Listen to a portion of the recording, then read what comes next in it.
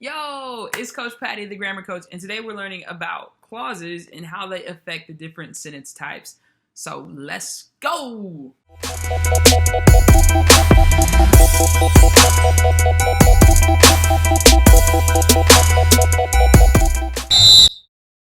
All right, so last time we talked about phrases and clauses, and we learned that what's important about clauses is that they'll have a subject and verb team. So you'll have a subject and you have a predicate working together. They complete each other.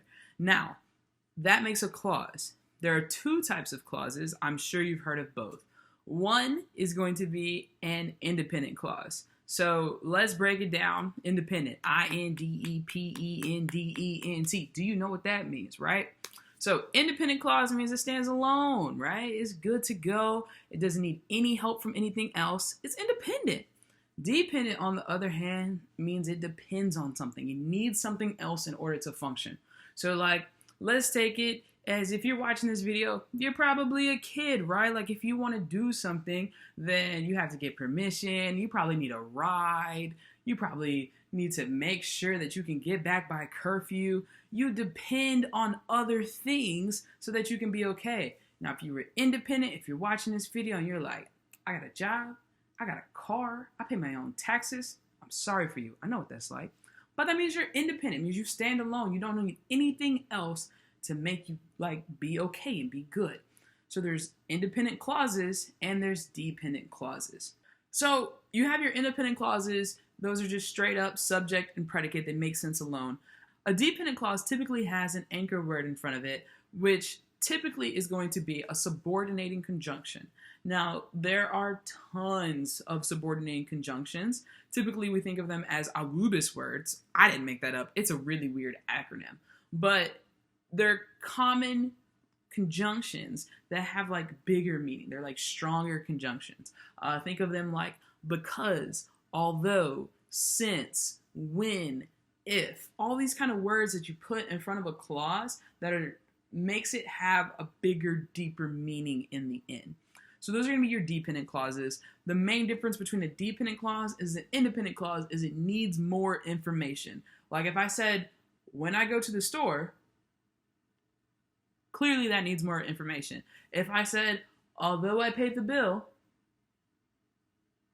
clearly that needs more information. So that is a dependent clause because of that front word, that subordinating conjunction. Because if I just said, I went to the store, that's a good sentence. If I said, I paid the bill, good job. That's a straight up sentence. That's an independent clause. When you add that word on the beginning, that subordinating conjunction, that's what changes it to a dependent clause. Make an independent clause and an independent clause come together to make a compound sentence. You can also make a compound sentence with a semicolon. Well, how I like to think of semicolons is they're like commas on steroids, right? You literally have a comma and a period. So it's like these sentences go together enough to where you could combine them with a comma, but that would be a comma splice. So you have like the comma, period, combo, semicolon. What you need to know is you can combine an independent clause and an independent clause with a comma and a fanboy, or with a semicolon to go and make a compound sentence. Our third type of sentence is a complex sentence, which means you have both your independent clause and your dependent clause working. So when I'm thinking of complex sentences, it doesn't mean like they're crazy hard to understand. It just means that you have both of these types of things together. I'm sure there's some science about this, but like I teach English. So complex sentence, you'll have an independent clause and a dependent clause together. Now you can switch the order of however you feel like doing these things, but what that means is your independent clause, if it's first, you'll put your independent clause and then you'll end with your dependent clause. If your dependent clause comes first and you'll have your dependent clause written out, you'll put a comma and then you'll have your independent clause. In other words, you could have, since I was 16, I have been able to drive, and you would put, since I was 16, comma, I have been able to drive. But if you flip that and you put, I have been able to drive since I was 16, then you don't need a comma. So if the dependent clause is first, when you're complex sentence, you need a comma. If not, you don't.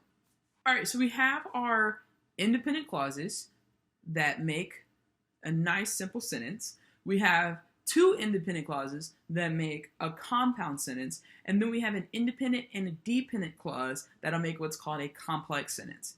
Now here's where it gets fun. Sometimes you have a compound and you have a complex, and you put them together and you get a guess what? Compound complex. Fancy.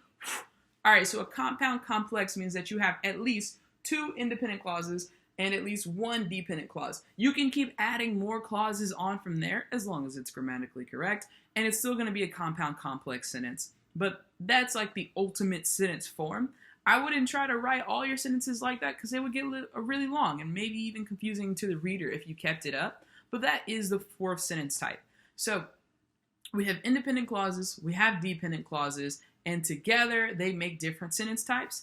An independent clause is going to just make a simple sentence, or really a simple sentence is just going to be made from an independent clause, because if you have two independent clauses, now you have a compound sentence. And you can kind of keep on compounding those if you had several independent clauses. It doesn't become a complex sentence until you add in an independent clause and a dependent clause. Now with a complex sentence, you can have as many dependent clauses as you want if you feel like getting your Tale of Two Cities on. But one independent clause, dependent clauses, if you have multiple of either. So if you have two compounds and a complex, or if you have a compound, two complex, that means you have a compound complex, right? So if you have multiple of either, you have a compound complex, and that's pretty much how it is. Let me know if you have questions. And like and subscribe. Cool. Coach Patty out.